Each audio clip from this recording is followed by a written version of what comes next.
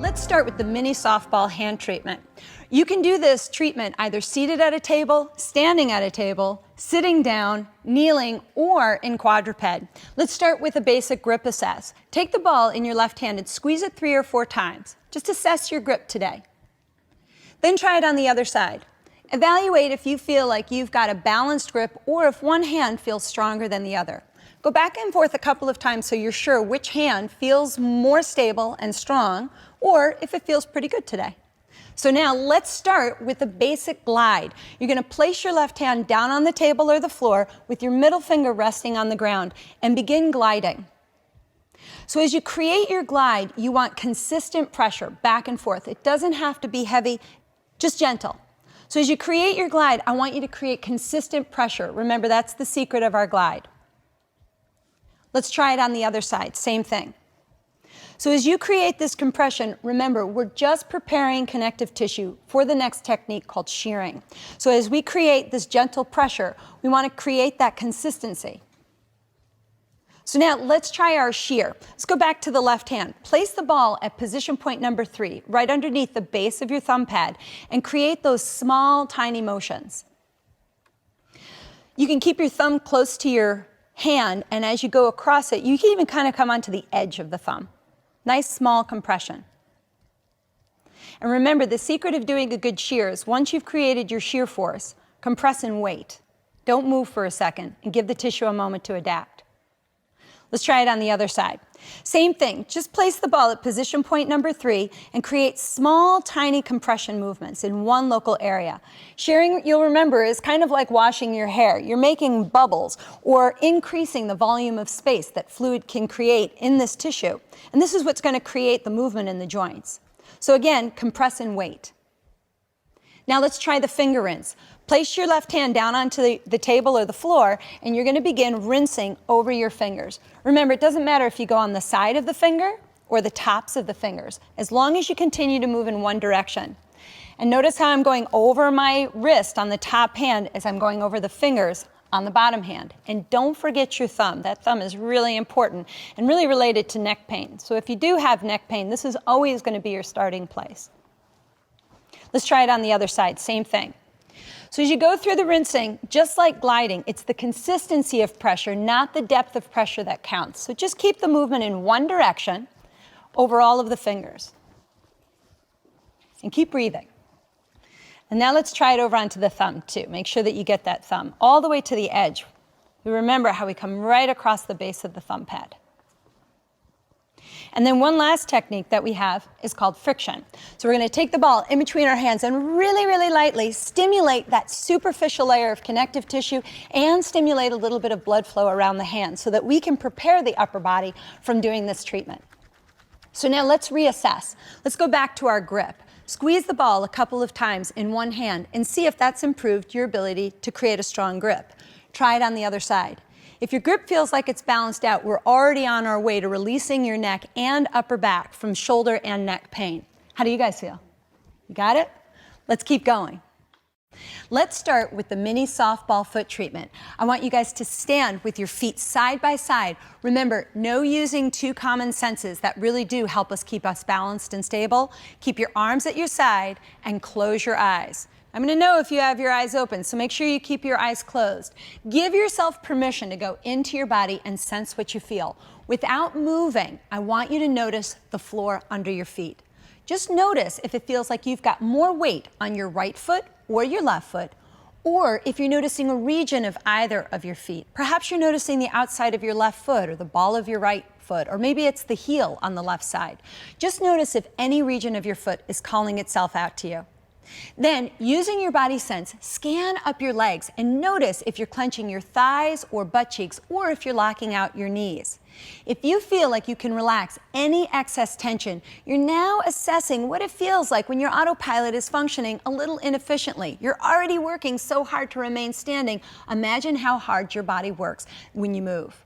I want you to draw your awareness back down to your feet. Even though you know your feet are side by side, notice if it feels like one foot is stepping in front of the other in this standing position. That again is autopilot inefficiency.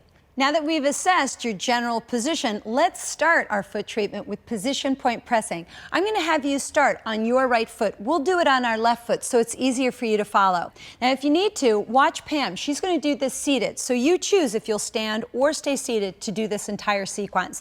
Start by stepping right on position point number 1 at the center of your right foot. Once you get the ball there, I want you to put your feet side by side and begin shifting your body weight from your left foot onto the right foot. Do this 5 to 10 times so that you can prepare your body for the compression you're creating, and notice if you feel any pain.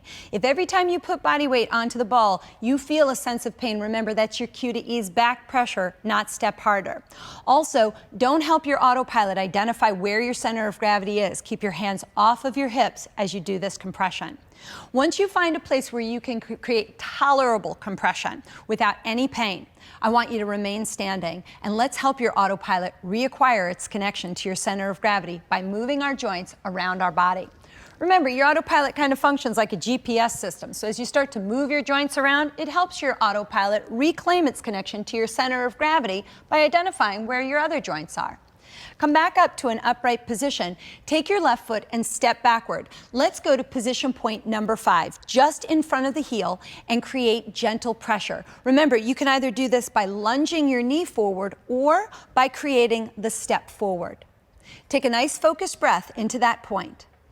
Then ease back half of your weight so that you have evenly distributed weight between your left and right foot, and let's try your glide. Slowly keep your pressure constant and begin gliding the ball back and forth right underneath position point 5. Remember, the secret of a glide is consistent pressure. All you're doing is preparing the connective tissue for the next technique called shearing. So let's continue the glide and slowly work over your heel.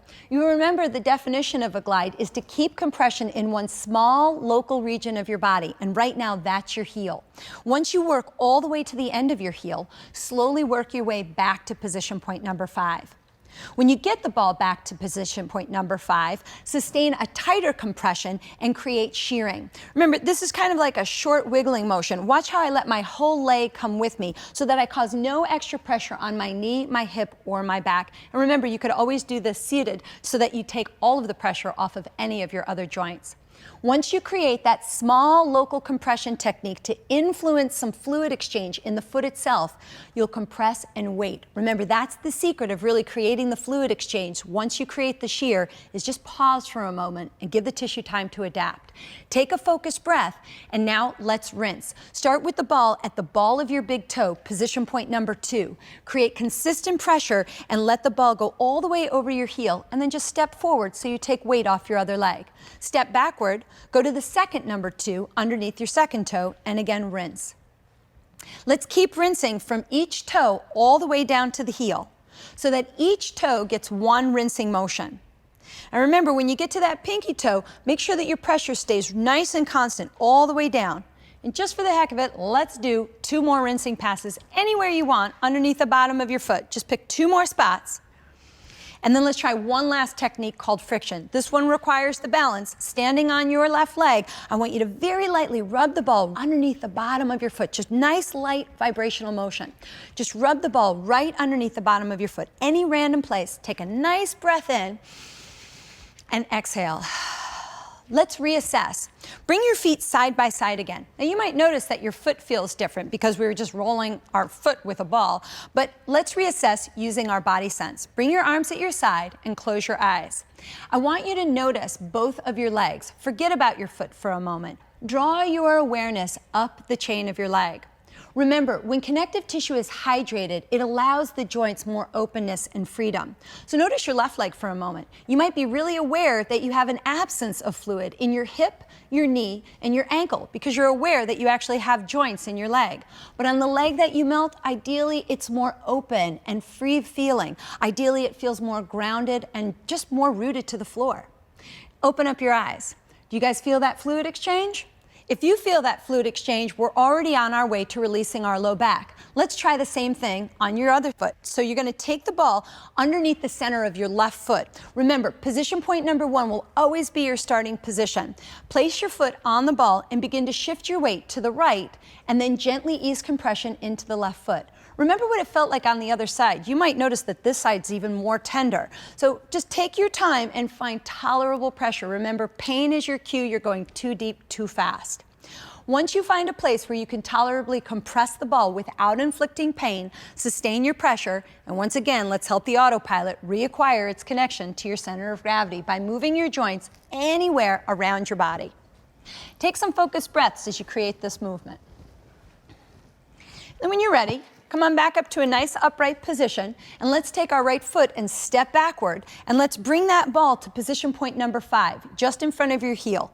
Create that gentle compression right onto the ball, either by just bending your knee forward or creating that consistent pressure straight down.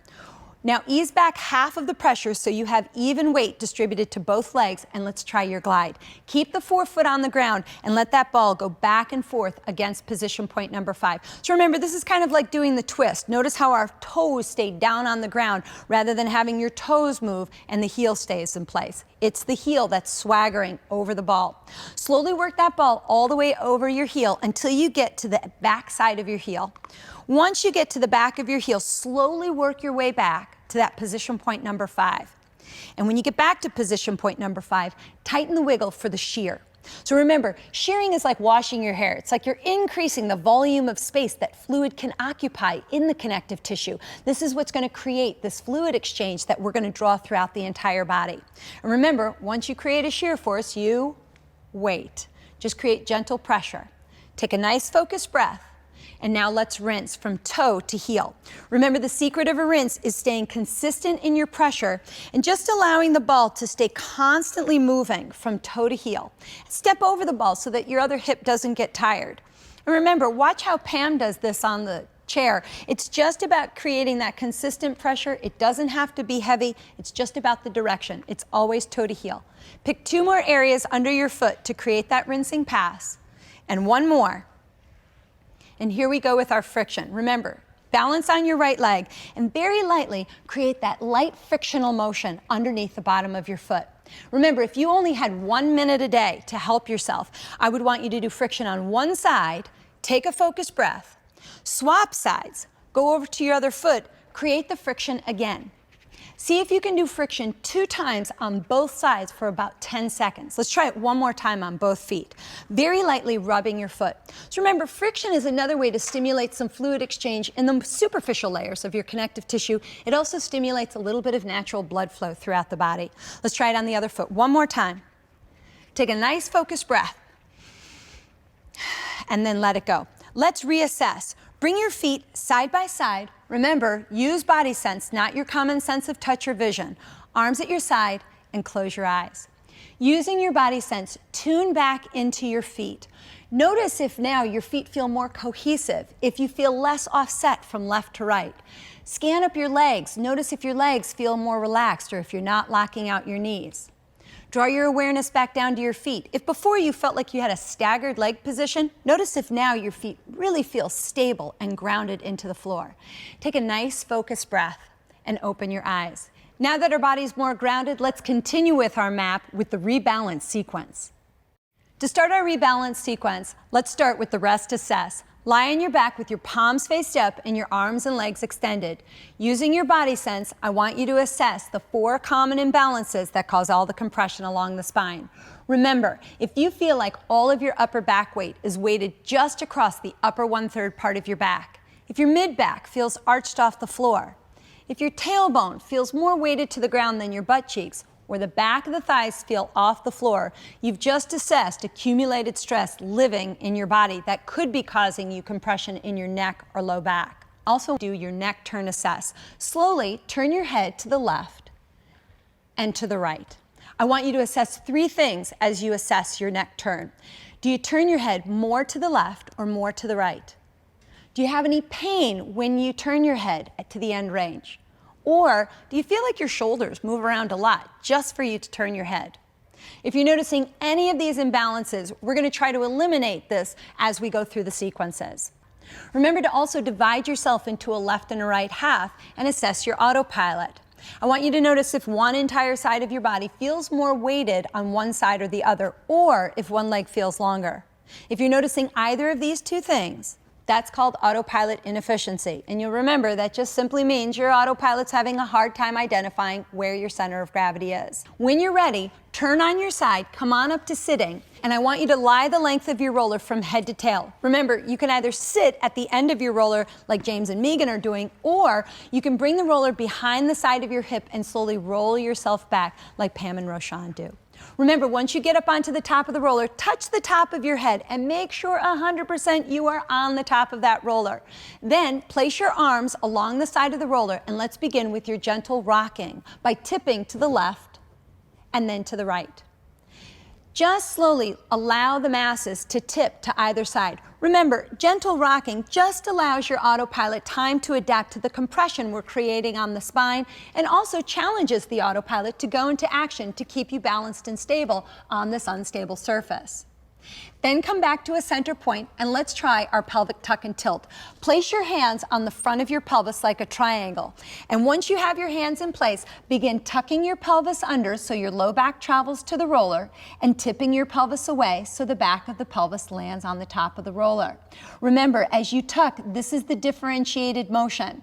So as you tilt, you want to notice if your ribs come with you, or when you tuck, are you pushing into your feet, squeezing your butt cheeks, or lifting up your hips? Remember, keep your feet light, keep your ribs heavy, and continue to tuck and tilt your pelvis. This is how you help your autopilot reacquire its connection to your center of gravity by influencing the subtle motion of the pelvis and keeping it differentiated from the other masses. Try it 2 more times, gently tucking your pelvis under, and then tilting your pelvis away, and then coming back to a center point. Keep that neutral pelvis, and let's try the 3D breath breakdown. I want you to place one hand on your chest, one hand on your belly. Nice and slowly, I want you to take some focused breaths into the front and back of your body, as if you're breathing depth into your torso. Remember, another way to help our autopilot reacquire its connection to your center of gravity is to influence movement of the diaphragm. Remember, these breaths don't have to be the fullest breaths you can take. You're just thinking about breathing into your body from a midline in 2 dimensions. On your next breath, place your hands on the sides of your ribs. And in the same fashion, I want you to breathe width into your body, expanding the ribs widthwise. And remember, not the biggest breaths you can take. It's just you thinking about moving the diaphragm that's influencing your autopilot to reacquire a new signal to your center of gravity. On your next breath, at your own pace, place one hand over your collarbones and one hand down onto your pubis bone. And in the same fashion, you're going to breathe that length breath from the midline up to the collarbones and down to the pelvis in equal timing. I want you to notice here, as you're taking these focused breaths, if you're noticing your body subtly shifting or rocking on the roller. If you're noticing that subtle movement, don't stop it from happening. That is your autopilot reacquiring a new signal to your center of gravity as you influence the movement or oscillation of your diaphragm. Really good. Take one more focused breath there, and now let's try the 3D breath. Place your hands on the front of your belly. And I want you to take a nice focused breath into all 6 sides of your body and just let your natural breath come out. What you're not going to feel here, remember, is the reflexive mechanism. We're going to force the reflex into action by doing your 3D focused breath. You remember which sound made that connection the most dominant. I want you to take a nice full 6-sided breath, and on an exhale, make your sound. See if you can feel that subtle contraction in the abdomen. Try that 2 more times. A nice focused breath, and make your sound. Remember, if we do this correctly, there's a subtle hugging that occurs from all 6 sides of the torso. That's the natural reflex. Try it 1 more time. Nice focused breath, and make your sound. Now go back to nice natural breathing. Take a nice 3-dimensional breath. And on your exhale, let your natural exhale initiate the breath, but then consciously feel and follow and see if you can feel that same gentle contraction in the abdomen. Take another focused breath. And again, let your natural exhale initiate the breath and feel and follow. That's called finding your core. Now remember that, because we're going to use it in the next sequence. When you're ready, place your hands on the ground And when you're ready, I want you to straighten out one of your legs and very slowly slide your pelvis, then your ribs, and then your head off the roller and slide the roller out from underneath your spine. And let's reassess. Lie flat on your back with your palms faced up and your arms and legs extended in your rest assess position. And I know it doesn't really feel like we do very much, but I want you to go back in and notice your masses and spaces. If before you felt like you had all of your upper back weight on the upper 1/3 part of your back, or if your mid-back felt very arched off the ground, you might notice now that your mid-back is entirely more weighted to the floor, releasing some new hydration to your neck and your low back. Also notice your pelvis and your legs. If before you were very aware that you were lying right on your tailbone, or you noticed the back of the thighs were off the ground, you might notice that just by doing this single sequence, your legs have settled to the floor or the pelvis is more weighted.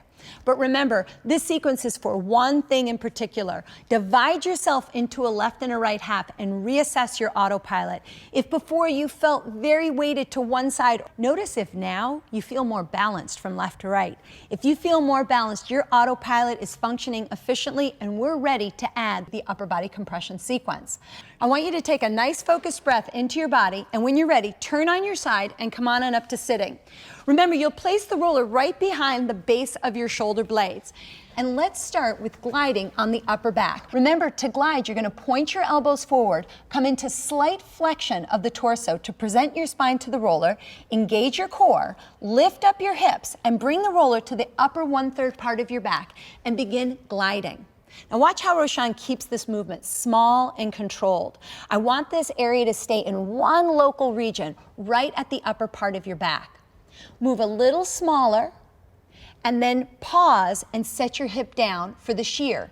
Remember, that's the tiny side bending motion just to stimulate that local fluid exchange. This is what really creates the hydration effect. The gliding prepares, the shearing is what's really going to create that fluid exchange in the joints of your spine.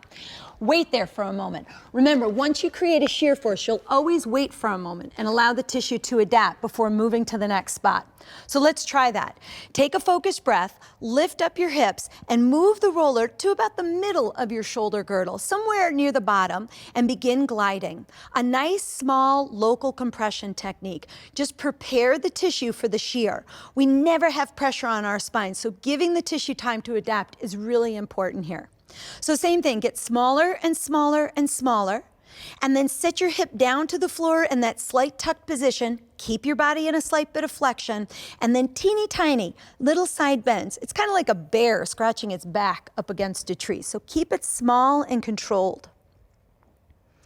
And then same thing, come back to a center point and wait. Take a nice focused breath.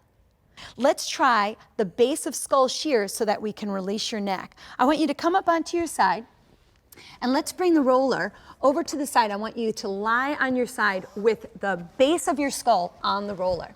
Go ahead and set yourself up. I want you to make sure that the roller remains on the skull. Remember, we never cause pressure on the space of the neck. Once you have your roller in place, I want you to begin to create your small circles or head nods in that one local area. And what I want you to really keep an eye on is that we don't have pressure on the neck. There's no compression in any space in melting. We want to bring fluid to these areas that are so under tension and compression. We want to be able to use the hydration we're creating in the masses to create that release in the neck. So remember, keep the movement small and controlled, and then wait for a moment. Remember, connective tissue acts like a sponge. We want to work the fluid into the sponge, wait for a moment, so when we release it, we get the fill effect. Now, change your gaze and look more up at the ceiling. Drop your top shoulder back, and if you want, open up your hips so that you're more relaxed in your back. And a little further back on the base of your skull, I want you to create those small circles or head nods. Just watch how Pam is keeping this movement very small, very gentle. Don't feel like you have to compress or cause tension. The head weight is just enough weight to create that fluid exchange. This is what we call our passive shear. We didn't do any gliding before this move, and it's only because the skull is a nice light weighted mass that eases compression into the tissue. Take a nice focused breath and just wait here for a moment. Give the tissue just a second to adapt. When you're ready, I want you guys to all turn yourselves over, and let's try it on the left side. Same thing, bring your body over onto your side. And remember, you're going to start real close to the side of your ear. If you're in the right place, you'll almost feel like your earlobe gets a little bit trapped onto the roller. Once you get your body into the position, same thing, create those small circles or head nods. Nice and gentle, don't move too big or too fast. And remember, you're not trying to actually cause tension to decrease it. Keep your body relaxed as you go through the move. Keep a focused breath going. Wait here for a moment, give the tissue just a second to adapt. And when you're ready, again, change your gaze, look more up at the ceiling, draw your shoulder and your hip back to become more comfortable in the position and create that same compressive motion. Remember, you could be doing this on your bed. You don't need to be on the floor. So if you're reluctant to do this whole sequence with us yet on the ground, you can be doing all of this on your bed. Same thing, small, local, gentle compression in this one area, a little further back. Now be mindful, you're not causing pressure on your neck. This is one of these areas we edge real close to those neck bones. Try to keep the pressure on your skull. Same thing, wait here for a second. Let's try a more advanced position. Lie on your back with your knees bent and let's place the roller right underneath the base of the skull. Now remember, the best way to get the roller in the position is to lift your chin, like as if you're going to kiss somebody who's a little taller than you, and then set your skull onto that roller. In this position, same idea of compression. I want you to slowly create small head turns or small figure eights. Now if the roller feels like it's slipping out from underneath your head as you're creating this type of compression, remember, it's just because you're not keeping your pressure constant or you're dropping your chin down. The more you keep your chin lifted as you create those small motions, the better that focal compression will be. Same thing, take a nice focused breath and let's give the tissue a moment to adapt. Okay, so we've hydrated the upper body. We've hydrated the base of your skull. Now let's use that fluid and release your neck. Place your hands on the roller and just slightly bring the roller a little further onto the back of your head. Maybe it's 1 inch more. And remember, keep the chin lifted to begin. That's going to be our ending position. Take a focused breath and on an exhale, sustain consistent pressure and slowly nod your chin down so that that movement of the roller just happens by 1 inch. Take a focused breath in this position and then again on an exhale, bring your head back to that starting point. Take another focused breath. On an exhale, nod your nose down. Keep your shoulders nice and relaxed throughout the range. Don't work too hard. Same thing, lift the chin up. So watch how Pam keeps her movement really isolated to her head. She doesn't work in either position. Let's try again to nod the nose down. One more time, take a focused breath and look back up to the ceiling. Again, allowing that fluid exchange to occur in the neck. And one more time, nodding the nose down. And take one final breath. Okay, so let's see what we've done. Take the roller away from your head and let's go back to your rest assess position. Lie flat on your back with your palms faced up and your arms and legs extended. Now what's interesting to me is when people come off of the roller, a lot of us will say, wow, my neck space actually feels more open and full. Notice if that's what you're feeling because that's the fluid exchanging around those compressed vertebrae up at the top of the neck. But now let's reassess. Slowly turn your head left and right. I want you to notice if now it's increased your range of motion, or if now it's decreased pain, or your shoulder blades feel like they're relaxed and your shoulders stay still as you turn your head. How many of you guys feel like you've released your neck?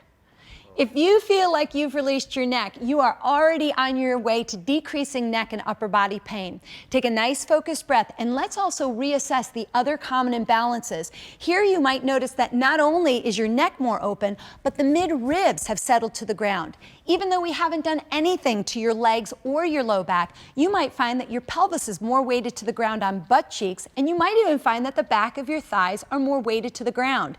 If you're noticing this, this is the indirect before direct approach. You're now learning that some of the accumulated stress in your upper body could be causing you a lot of the tension and compression in your lower body. Let's try to do the lower body compression and the lower body length and low back release sequence, starting with back of thigh passive shearing. I want you to bring the roller underneath the back of your thighs, but bring it up as high onto the back of your thighs as you can without arching your back or lifting your hips. Once you have the roller here, let's begin by applying a little bit of tolerable compression on the legs and begin to gently open and close the thighs.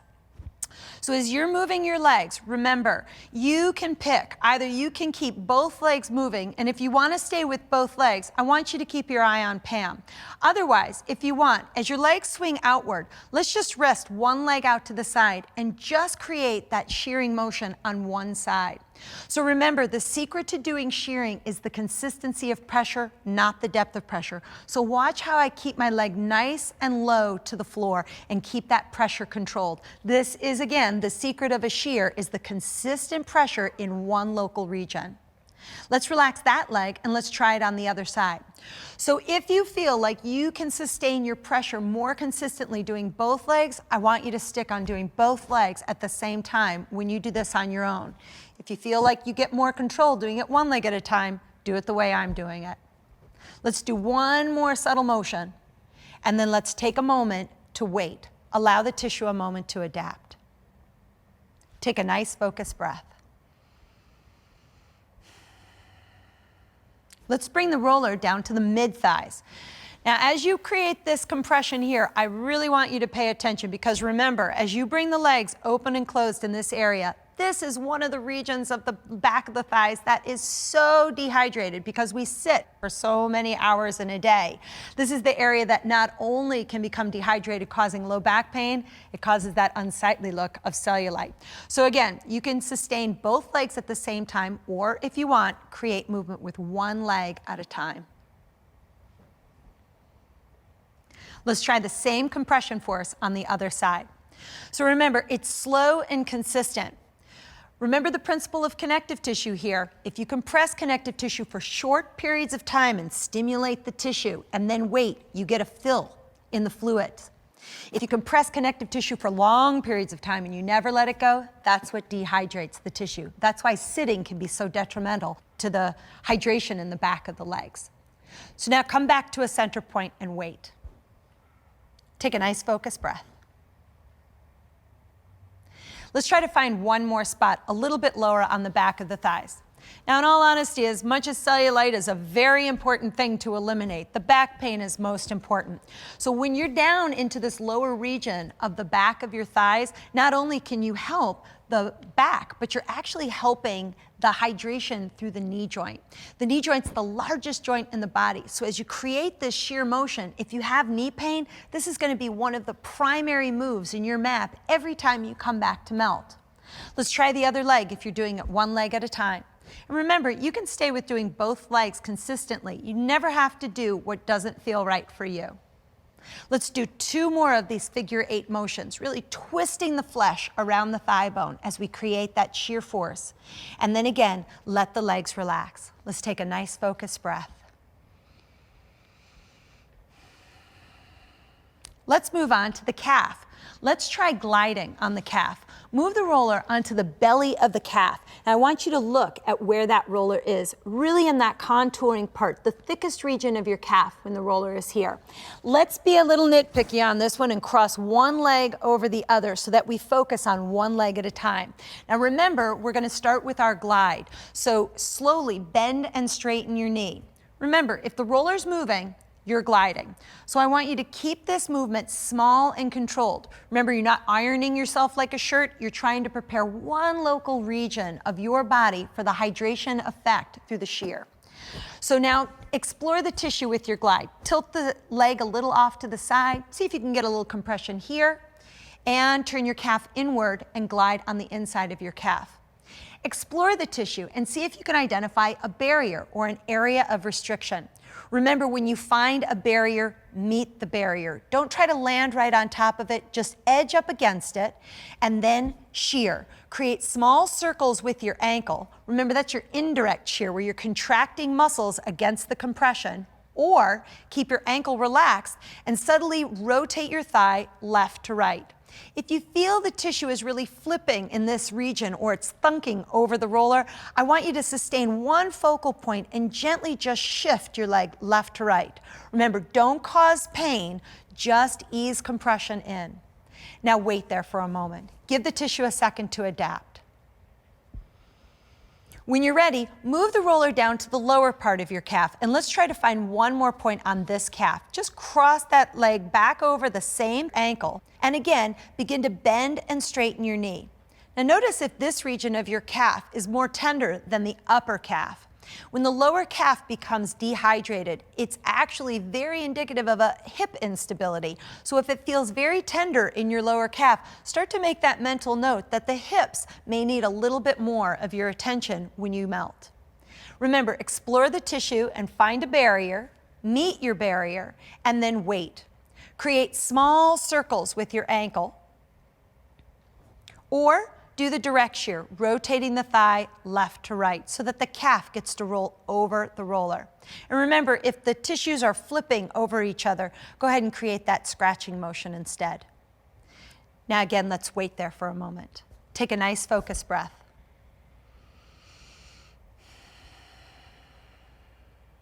Let's try it on the other side. Let's start up at the upper calf. Again, bring the roller to that thick region of your calf, cross the other ankle over, keep your ankles relaxed, and begin gliding.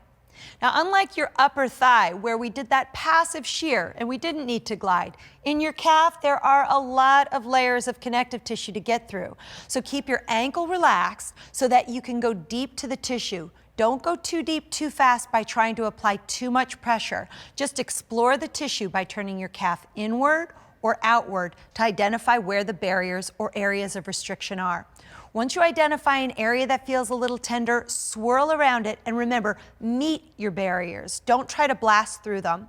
And then wait and begin shearing. You can do the indirect shear by circling your ankle, or you could try the direct shear, just rotating the thigh left to right. Just remember, keep your ankle relaxed as you do this motion.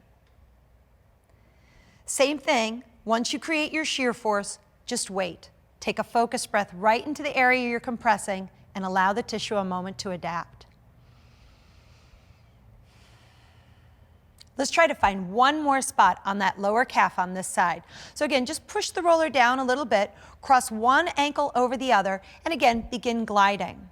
So if you feel like you've got foot pain or knee pain or even hip and low back pain, this region of the calf is so essential to keep hydrated, because as it becomes more and more dehydrated, it creates a stiffening in the lower leg, and this can cause your pelvis to fall out of alignment and really compress your low back unnecessarily. So again, explore the tissue, try to identify an area that feels a little tender, and then meet that barrier and shear. Create small circles with your ankle for the indirect shear to contract the muscles against the compression you're creating with the roller, or create the direct shear by directly influencing the tissue by rotating your thigh over the roller. Remember, if the roller stays still and you move a joint or a body part, that's a shear. Come back to a center point and take a focused breath.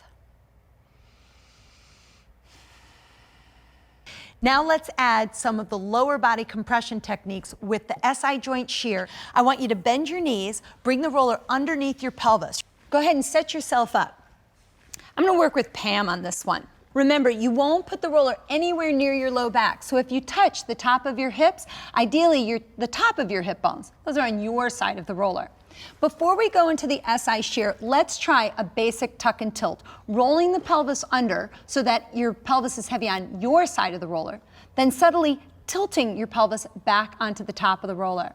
Let's try that 3 or 4 times, tucking, and watch how Pam keeps her ribs nice and relaxed as she creates the tilt. So remember, this is differentiation. We're going to be using both the position of a tuck and the tilt in all of the moves that you're about to perform. Let's start with the SI joint shear.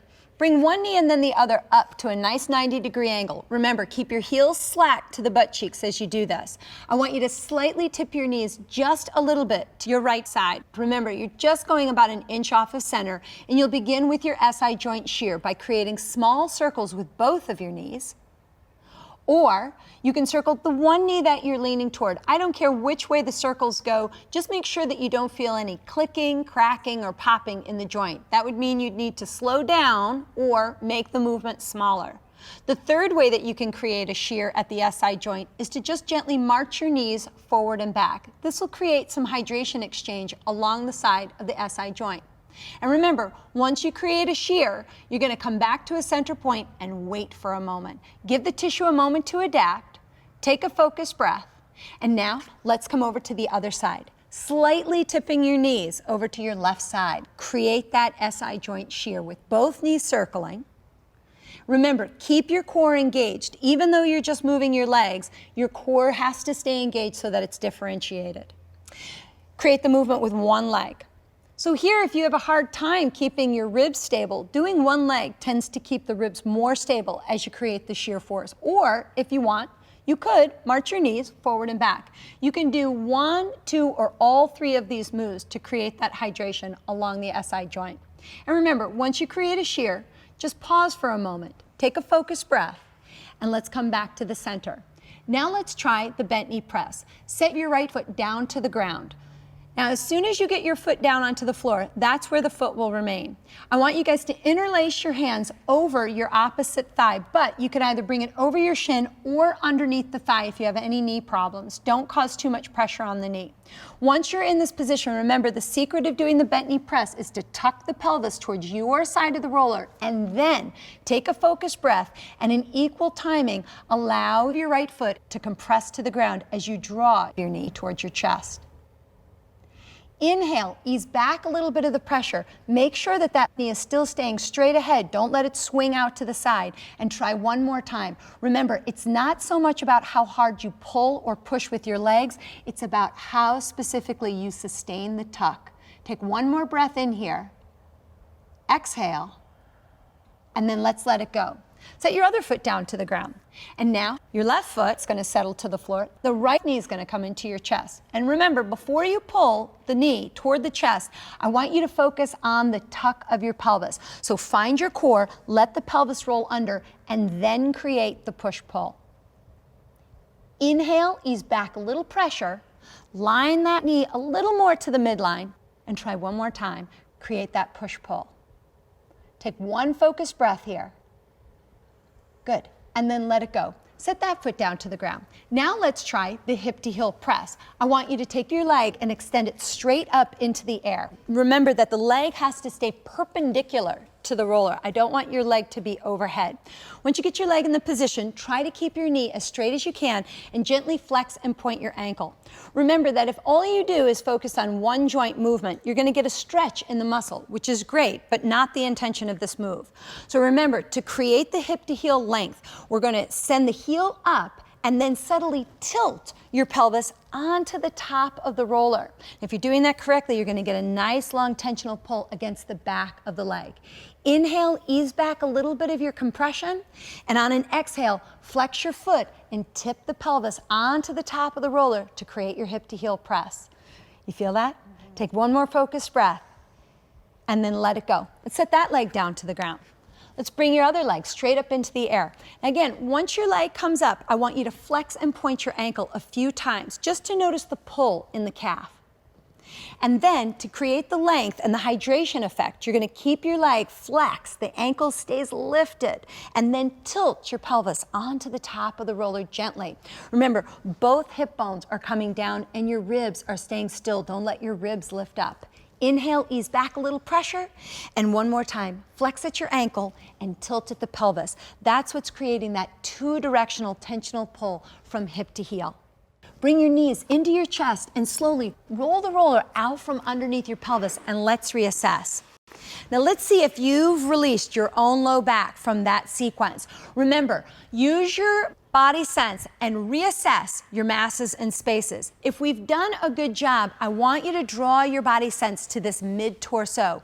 If before your ribs felt very arched off the ground, now ideally that low back curve is small and distinctive, closer to the pelvis rather than under the ribs.